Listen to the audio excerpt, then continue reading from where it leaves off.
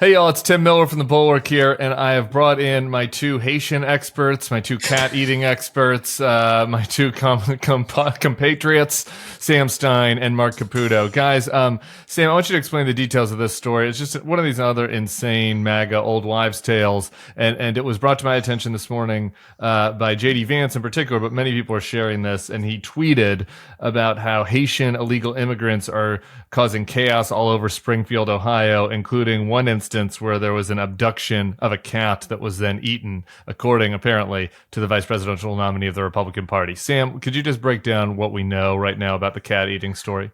Well, having spent years earning my doctorate in cat eating, I am the foremost expert on this one. The story actually extends back several weeks. There's been a bit of reporting about this town in Ohio, Springfield, which, has seen an influx of Haitian migrants, many of them coming from places where Marc's from, because there's been a revitalization of Springfield, a lot of jobs suddenly available there. They've come up from I'm sorry, I've got to interrupt, though. I'm sorry. I thought the industrial Midwest has been hollowed out during the Biden economic. Everywhere else but Springfield. Everywhere else but Springfield. But a fair number, too. It's like 15 to 20,000 by some estimates have come to Springfield, and it's kind of overwhelmed the town a little bit. And the New York Times, NPR, all kind of went there in early mid-August and wrote stories about this. Part of the reason that it has caused an uproar is that there was an incident, a very tragic incident, where a bus driver crashed. It was a Haitian migrant. He did not actually have a legal license. He had identification, but he crashed the bus, and a kid died. And then suddenly this town was kind of ripped up and torn apart. Now, that's a normal story. Like, it's fair enough. People have like problems or issues or tensions around an influx of migrants. It's drained the town resources. Schools are trying to figure out, should they hire more cops, more teachers, yada, yada. It's gone into the realm of like conspiratorial weirdness, though, in the past couple of days, where all of a sudden people are saying, these people are killing the ducks in the city pond, and then they're abducting cats and eating cats. And like, it's gotten really weird and conspiratorial. And if you go online, it's like everywhere now. And it's amplified by all of these sort of MAGA types, including J.D. Vance. And with respect to just the cat eating thing, because this is what's like jumping out at people, is that that as far as every bit of evidence, it's not true. Like, there was a cat abduction and a skinning. Okay. It was involving a woman in Canton, Ohio, not Springfield. Okay, there was a single cat skinning in 173 miles away. And was that by a Haitian immigrant? No, not a Haitian immigrant. Just a weirdo. And it's not clear that she ate Ohio. The cat. The neighbor said she ate the cat, but we don't know if she ate the cat. She's accused of eating the cat, but nobody like watched her putting it on a grill or anything. Not that I'm aware of, no. Got it. So okay. Those are the basic facts. All right. So, Marc, you live in Miami. There's a Little Haiti. I used to live right by Little Haiti back when I lived in Miami. And as you said, you've talked to a couple of Haitians. How are people feeling about these accusations that they are monstrous hordes of cat eaters by the Republican vice presidential? I think, pissed off would be the best way to describe it. Joey Francilis, who I've known for a number of years, he's a spokesman for ACLU, for instance. He's not speaking in his official capacity. He's Haitian American, born in Miami, 34 years old. I asked him, like, Joey, you ever hear this? He goes, yeah, look, ever since I was a kid, this used to be a racist, xenophobic slur against Haitians because it was a good way of just putting us down.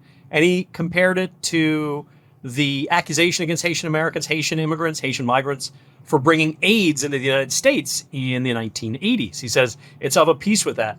I guess for a number of years, I just hadn't heard this. I mean, in part because in Miami, we got a lot of cats. We got a lot of ducks. They're these ugly ducks. Have you ever seen them? They're called Muscovy ducks. They're really hideous looking. Yeah. But like, I think we have the nation's largest Haitian diaspora community in Miami. If not, we have the second largest one. And there's a lot of cats and a lot of ducks. They don't seem to be getting eaten. They don't appear to be getting eaten, no. But Trump had made some inroads in this community. So it's interesting. Like, there is a potential like political backlash, I guess possibility. Maybe now we could be overstating it, but right. I mean, like, Trump's doing marginally better than like Republicans had in this community. Yeah. Right. He's marginally done marginally better than prior Republicans in a number of immigrant communities. Haitian Americans were no exception. And that was despite or after the fact that he had allegedly, he denies it, called Haiti a shithole country or kind of referenced it that way. Nevertheless, there are people, he has a strong back.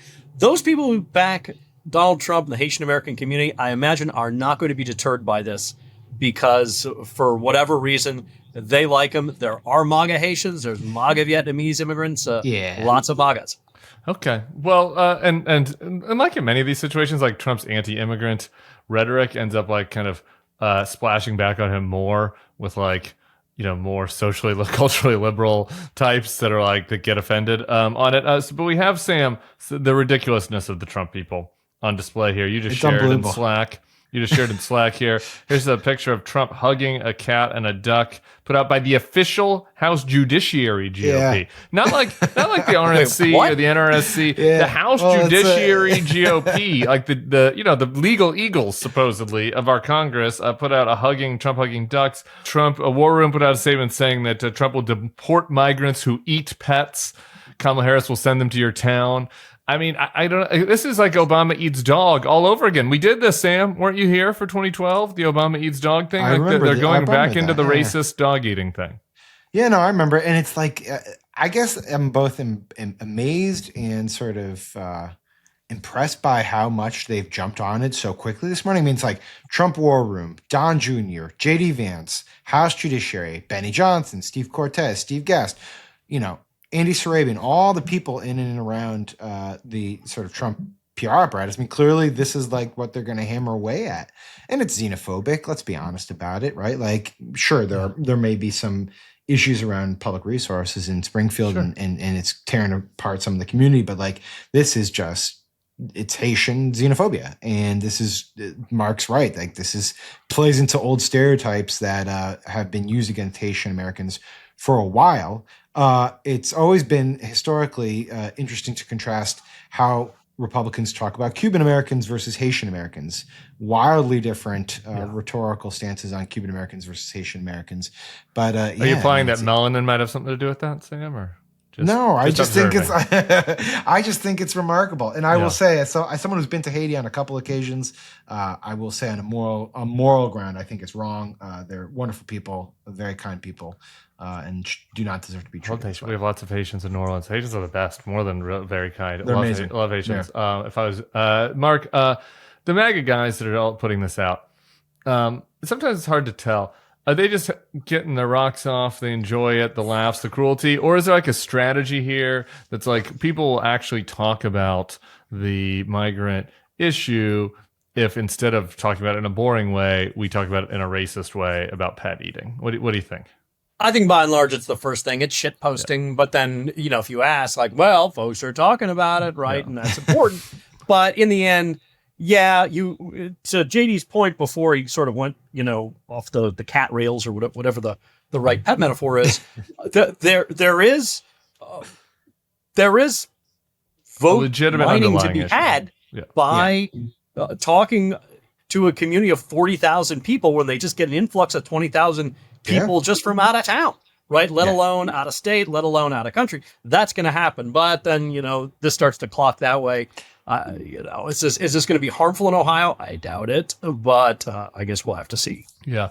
This reminds me of the story is just very apiece because cats are in both of them, but also just in the nature of the way it spreads. A story that I think was one of my magnum opuses, which was before both of you were here at the Bulwark, so you might not be aware. But I did deep research on the story that at schools they were putting litter boxes in for cats to pee in. Mm-hmm. Oh, right. And I called several of the schools. And this was happening in my life. Like my friends' wives were saying to me, like, they're doing this at the school. And I'm like, are you sure they're doing it at the school? And I was like, which school? I always say which school. And they're like, oh, well, it's my friend Janie's kid's school. And I was like, go ask Janie. And then you couldn't figure it out. Like you couldn't get to the bottom of it because it was just this game of telephone that like spread throughout the whole country that was being pushed by MAGA folks, but it was trickling down to kind of non-political people where they're like, I guess this is true.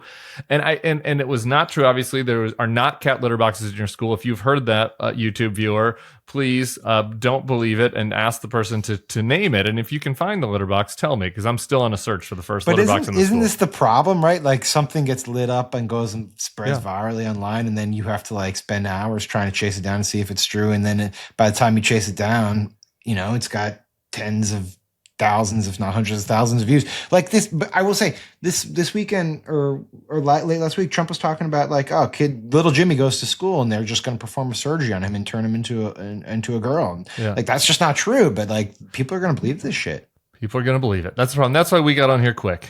To try to undermine the story before the untruth gets all the way around the world. So there you go. No cat litter boxes in school. No evidence of Haitian immigrants eating cats. There is one accusation of a non-Haitian American potentially eating a cat 170 miles away from the Haitians. But I don't. Mark, do you have a final thought? I have to say as a Miami resident that we do have an invasion of iguanas, and there are people who do like to eat iguana tail. And by the way, I think if you could locally harvest iguana tail, you could probably sell it as a delicacy. I just want to stress that I'm not saying Haitians. I'm just saying like I would eat an iguana tail. I would totally. Tim, eat it. You wouldn't. We were on a video. You said you would never eat bear. I'm sorry. No. This is normal. I don't know. I'm a homosexual. It's not, I'm a homosexual. I don't like the last fucking thing that I could ever think about is I'm going to take a roadkill and I'm going to put it in my car because I plan to later skin it. And then is bear meat even edible? Do people eat baby bears? People eat baby bears? You would eat iguana tail? Come on, get out. There's something kind of, I don't know. Iguana, it's sort of like Mediterranean. I could see it like next to octopus and like dipping it in some tzatziki. Ceviche. Yeah, I can see it. Yeah, that sounds. Have it with like a sea grape chutney or something. Yeah, that sounds way better than like picking up a dead animal off the side of the road and then eating it. I think it's a category difference. Bear stew, a hearty roadkill bear stew. Thank you, Sam Stein. Thank you, Marc Caputo. We'll be seeing you all here soon. Make sure to subscribe to the page for this essential content. Hey, if you like this video and our content, I'd love for you to become a Bulwark Plus subscriber. You get access to bonus podcasts, secret podcasts, and newsletters we put out every day, plus some behind-the-scenes takes that I don't always post on this feed. In addition, you can become part of the Bulwark community. Come over to our Substack and comment and meet other like-minded people. We'd love to have you. Starting today, you can get a free trial at thebulwark.com/free trial. The link is right here on the screen and below in the description. We'd love to have you as part of our community. Come on and give it a free try today.